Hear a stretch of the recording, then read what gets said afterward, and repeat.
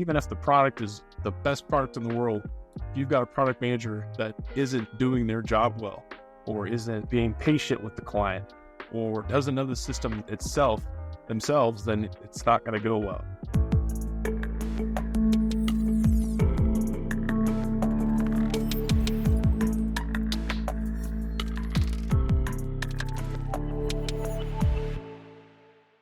Hey everyone, thanks for joining us today. My name's Riley Davis. I'm the sales associate here at RDA Systems.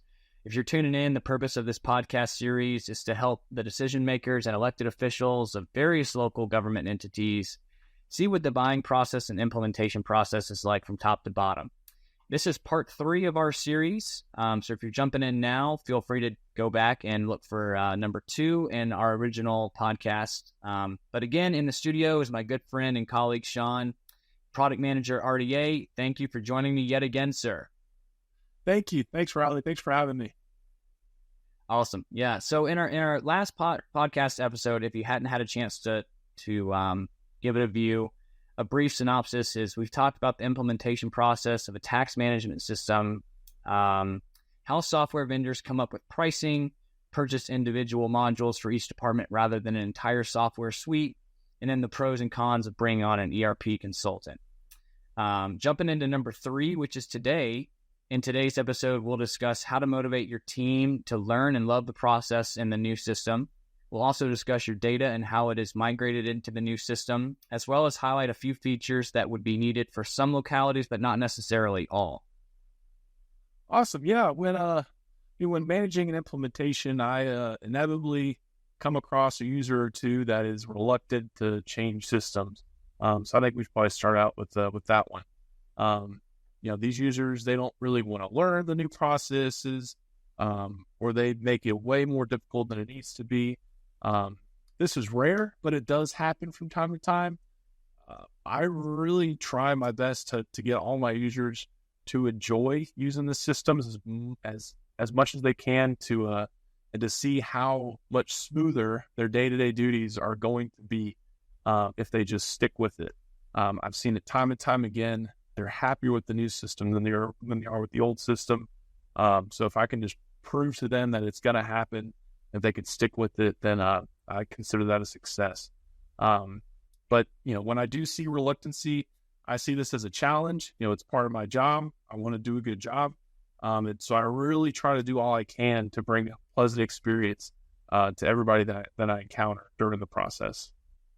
Yeah, absolutely. And this is part of the reasons why we're wanting to talk about it. From our personal RDA clients, Sean has an extreme high rating. Everyone loves working with them. Keep it up, man. And to dive into that first question for today, how do you make sure we have a high adoption rate when introducing and implementing our software to a new user? Sure. Yeah. So part of the successful software adoption is definitely attributable to the software itself. Is it easy to use? Is it functional? Are the screens consistent between processes? You don't want a user to think if they're on a certain screen, they're thinking, all right, where am I again? Well, why doesn't this screen look the same as the one before? You want some kind of consistency within the whole system.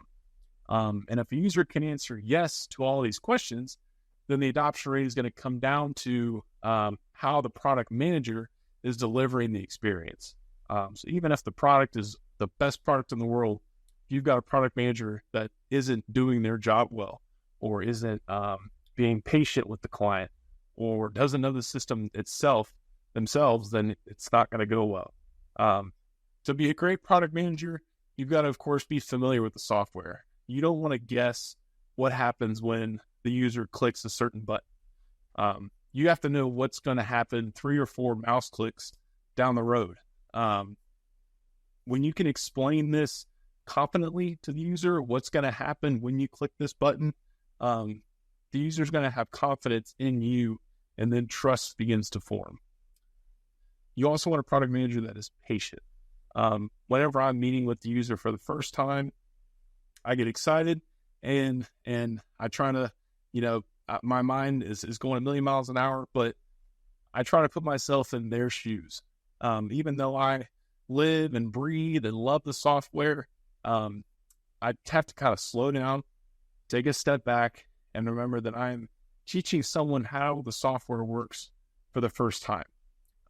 Whether they're using Microsoft Excel before or they're using another system like SAP before, this is a brand new system to them. You've got to be patient. That makes total sense. Yeah, and I would encourage listeners, I hear this oftentimes too, of product managers. It's almost like having a bad professor at college. That can definitely steer you away from a major that you thought you wanted to be in. So we talked about it in our last episode, but hiring a ERP consultant, they'll ask questions and be on the lookout that you can also implement in your search. How long has a product manager been with the company? And then take a few minutes, hours, and call some of the references and see from firsthand clients or people that have used this product manager in the past and see what their honest reviews are before buckling down with them for the next couple of months. So moving, from the user experience over to the data that is being converted, your product manager is doing great, but what happens to the existing data? How is it migrated to a new solution? Right. So when your product manager first receives, they've got to know what to ask for, what kind of data to ask for. That's a whole other story, but because it all depends on what the legacy product is. But product manager needs to know what to look for when reviewing that master data. They need to know the order in which the data is to be imported into the new system. That's super important. Obviously, we want to start with the oldest transactions required and go back as far as required by the state to be imported first. We want to import old transactions all the way to the newer transactions. And if the transactions are imported out of order, you're going to have issues after go live when the client may be adjusting records from a prior year or trying to do prior year work due to certain statutes within that state. They're all different. This is one of the worst things that can happen is if transactions are out of order.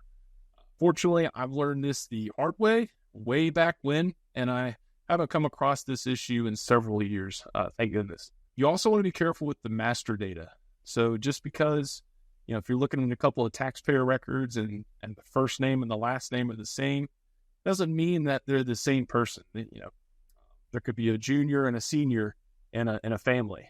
You don't want to combine their tax records. You don't want a son being liable for the dad's tax records. Ooh. Yeah, right. That turns into an angry taxpayer. So I personally like to pay close attention to names as well as social, EIN, addresses, especially SSNs and EINs. That's really your most unique identifier that I've come across. And once I've done that, I try to find other patterns in the data.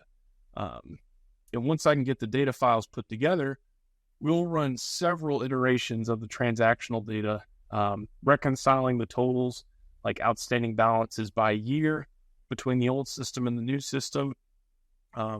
We do that until we're exactly balanced to the penny between the two systems. Taxes are a very, very sensitive, important topic. Nobody wants to pay more taxes than they really need to. If we convert the balance incorrectly, and let's say we actually convert the balance so that it looks like the county owes somebody else taxes, that's not good either. So we spot check once we've gotten the account balances reconciled to the penny. We'll spot check several dozen taxpayer accounts to make sure everything looks good. It's really, really important to get several pairs of eyes on the data before you go live. Okay, good to know. And so someone doesn't necessarily have to have all their data ducks in a row. There's times where you've seen data that's come to you that's not necessarily compromised, but just disorganized, and you have ways to work around that. Definitely. Yeah, so I'll review that data and try to figure out what I think the balance should be. And when we send that back to the client and say, hey, we've run our calculations, it looks like the balance should be this amount, but your system is showing this amount, which one is right? And it's actually come up a couple times where there's a bug in the legacy system and the client has to go to their vendor and say, hey, our new vendor found this issue. Can you all fix the bug and then make sure it doesn't happen again? So that's one of the benefits of doing a data conversion is you get a deep dive.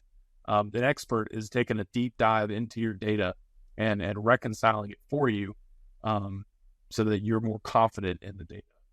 Yeah, absolutely. Just getting a fresh, clean slate. Well, so what features are required? What are nice to have? And then, what are not needed, if any? So I've learned working with larger counties, smaller cities, smaller towns, that not every client is going to use every bit of the software. It's out there if they need it, but it may not be beneficial to them to use every single bit. Like a smaller city with 2,000 population is not going to need certain modules that a county with 30,000 has.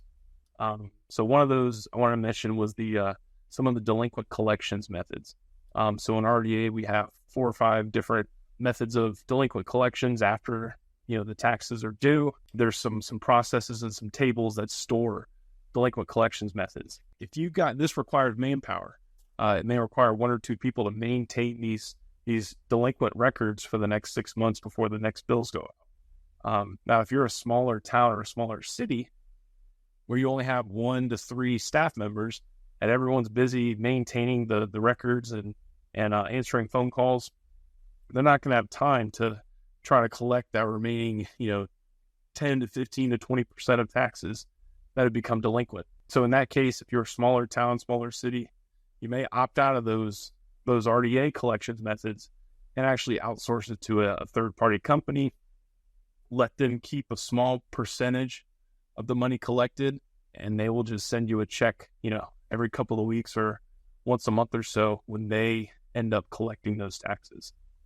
Okay, yeah, and it sounds like you don't need to know that, right off the bat. That's something that could be discovered very early on in the ERP, either demo or overview, and you can kind of pick and choose by vendors on what they think is needed and not needed. Right. And at RDA, we're not going to upsell you. We are going to figure out what's best for you. Because at the end of the day, we want to deliver a good product.